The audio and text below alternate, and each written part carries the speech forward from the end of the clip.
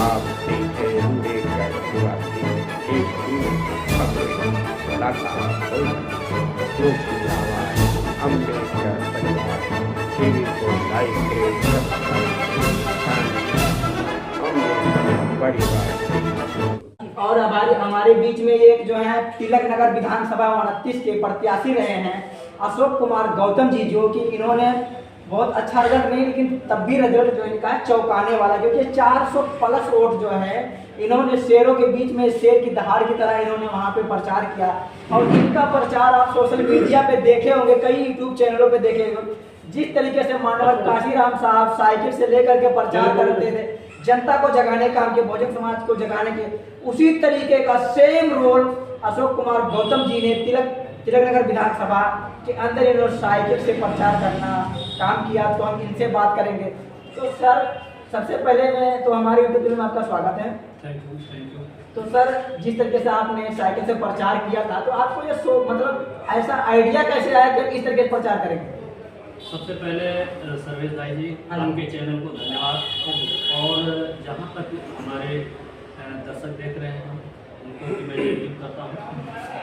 रही बात आप चुनाव से संबंधित बात कर रहे हैं, तो चुनाव भी आपने देखा है कि जैसे कि सारी पार्टियां चुनाव लड़ी थी और सबकी अपनी अपनी तरीके की जो है रणनीति होती है और चुनाव लड़ने का ढंग होता है। तो देखिएगा, हम तो अपने जो माननीय कांशीराम साहब थे, जिन्होंने साइकिल चला के इस देश के अंदर बहुजन समाज पार्टी, इतनी बड़ी पार्टी जो है समाज के बीच में साइकिल चला के जाके उनको जगाया, घर घर तक जाके उन्होंने एहसास करा दिया कि इस देश के तमाम दबे कुचले लोग हैं, जो कमज़ोर लोग हैं, जिनके लिए बहुजन समाज पार्टी बनाई गई। और हर लोग आरोप लगाते हैं कि आज बहुजन समाज पार्टी मिशन से हट गई है, बहन जी भटक गई हैं। तो मैं उनको ये बताना चाहता हूँ कि एक साधारण से कार्यकर्ता को आज भी अगर कोई पार्टी मान सम्मान देती है तो इस देश के अंदर बहुजन समाज पार्टी है, आदरणीय बहन कुमारी मायावती जी हैं। जैसा कि आपने देखा कि मैं एक साधारण कार्यकर्ता हूँ, बहुत पूंजीपति घर से नहीं हूँ, बहुत ही मध्यम परिवार से आता हूँ। मेरे पास इतना संसाधन नहीं था, मगर लंबे समय से बहुजन समाज पार्टी में मैं एक कार्यकर्ता की हैसियत से लगा रहा।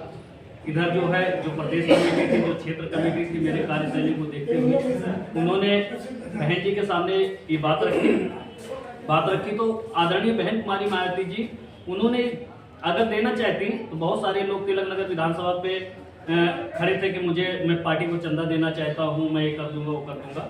मगर जो हमारी प्रदेश कमेटी रही, उन्होंने कहा कि नहीं, इस देश में बहुजन समाज पार्टी जो है बनाई गई है, जो कमजोर वर्ग के लोग हैं, जो मान सम्मान हक अधिकारों की लड़ाई लड़ रहे हैं।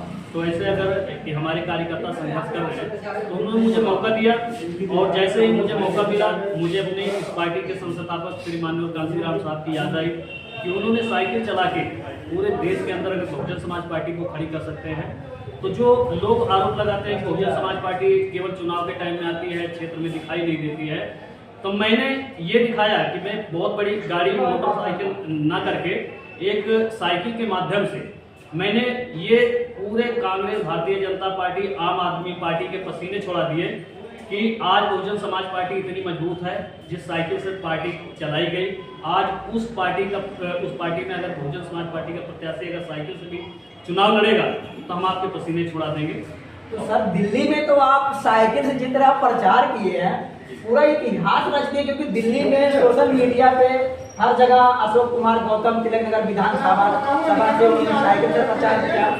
तो ये जो आपका मतलब प्रचार करने का तरीका था, दिल्ली में पहली बार जो है ऐसा कोई प्रत्याशी बहुजन समाज पार्टी को मिला था, तो बहुजन समाज पार्टी के लिए आगे आप क्या करेंगे?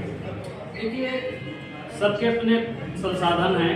मैं ये नहीं कहता कि आप साइकिल से ही चुनाव लड़ो, मगर मैं उन लोगों को एहसास कराना चाहता हूँ कि हम अगर पूंजीपतियों से इस देश के अंदर जो मनवादी मानसिकता के लोग, जो बहुत बड़े पैमाने में पैसे का धन का उपयोग करते हैं, बहुजन समाज पार्टी आज कितनी भी ताकत लगा ले, हम लोग चाहेंगे कि हम लोगों को शराब बांट दें, पैसा बांट दें, दिहाड़ी बांट दें, छलावा कर दें, तो ऐसा हम करके कभी भी चुनाव ना लड़ेंगे और ना ही हमारी पार्टी इसकी इजाजत देती है। एक बहुजन समाज पार्टी की जो आइडियोलॉजी है, विचारधारा है कि दबे कुचले लोगों को एहसास कराना, शासन सत्ता में ले आना। तो हम पूंजीपति हमारे सामने हैं। अगर मैं चाहूँगा भी कि मैं शराब बांटूंगा, वो उनके पास इतना पैसा है कि बहुत ज़्यादा शराब बांट सकते हैं।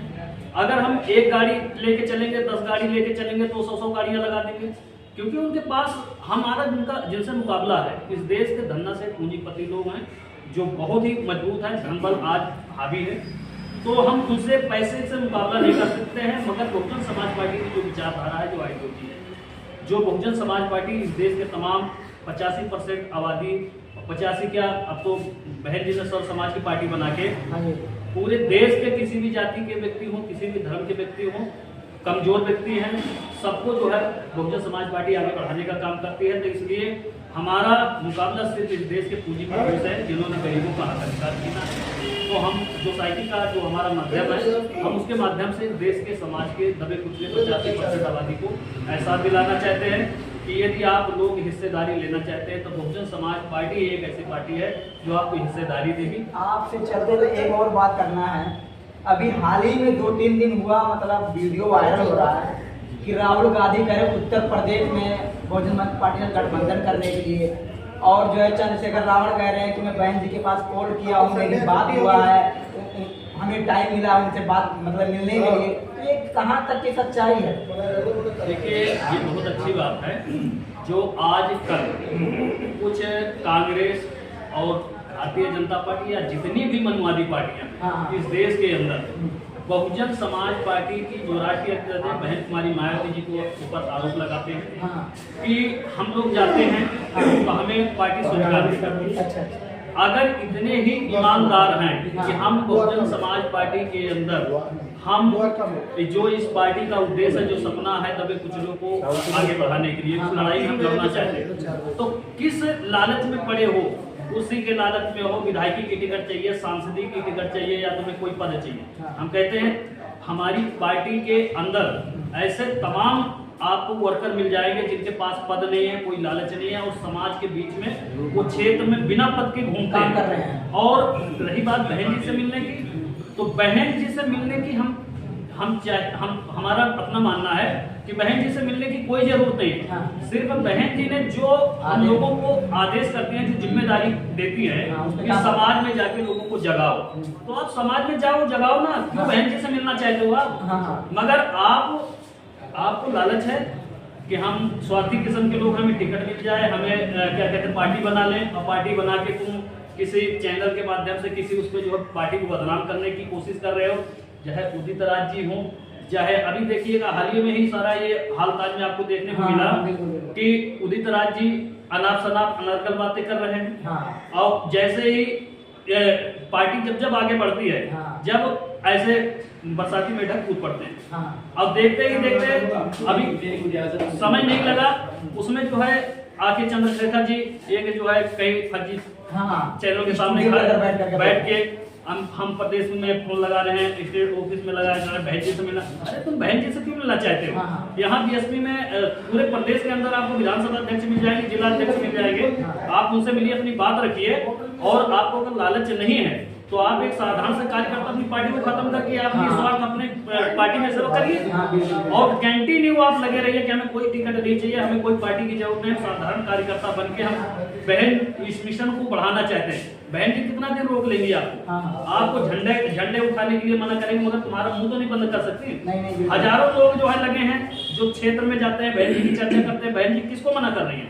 मगर आप पार्टी का नाम लेके और किसी के बहकावे में आके, किसी के चढ़ावे में आके आप पार्टी का नाम ले रहे हो, इस मूवमेंट को रोकने का जो काम कर रहे हैं, ऐसे बहुत बहरूपिया बैठे हुए। तो कहीं ऐसा तो नहीं कि 2027 का चुनाव आने वाला है, उसमें कहीं ऐसा तो नहीं जो 2024 के लोकसभा चुनाव में प्रचार किया गया कि हम संविधान को बचाने ले आए, बीजेपी संविधान खत्म करना चाहती है, उस तरीके से राहुल गांधी ने प्रचार किया, लोगों के अंदर बहम डाला कि संविधान खत्म कर दें। तो कहीं ऐसा नहीं दोबारा गुमराह करने की बात हो रहा है? देखो, जब बहुजन समाज पार्टी की इस देश के अंदर ताकत बढ़ी, तब तक ये देश में तमाम जो चमचे किस्म के लोग हैं, जो दलाल किस्म के लोग हैं, जो दूसरी पार्टियों के बहकावे में आके मिशन मूवमेंट को रोकने के लिए समाज को गुमराह करते हैं।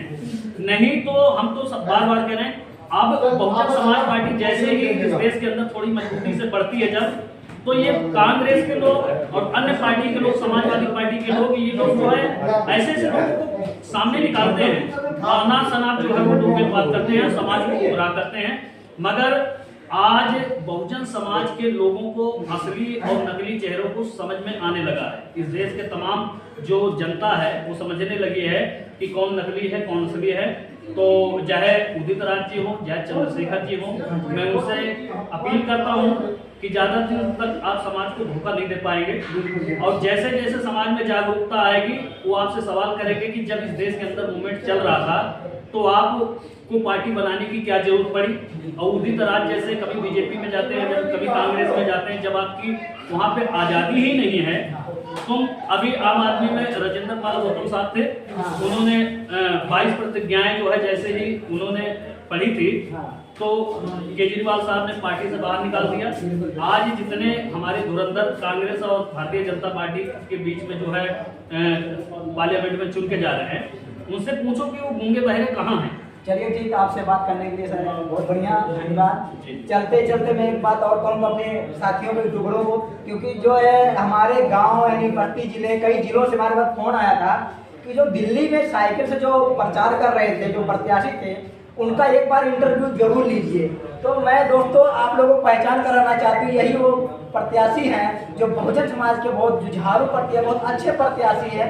इनका मान लीजिए पूरे भारत में इनका मतलब नाम चल रहा है कि मानवर काशीराम साहब के बाद में जो है साइकिल से प्रचार करने वाले यही वो शख्स हैं। और लोगों को याद कर लेना, ये तिलक नगर विधानसभा से आते हैं और ऐसे ये रहने वाले प्रतापगढ़ के हैं। ये देखिए यही शख्स हैं जो साइकिल से प्रचार कर रहे थे। अभी भी पूरे प्लेटफार्म यानी सोशल मीडिया पे इनका चर्चा चल रहा है दोस्तों। तो आप सभी को हमारे यूट्यूब चैनल में धन्यवाद। आप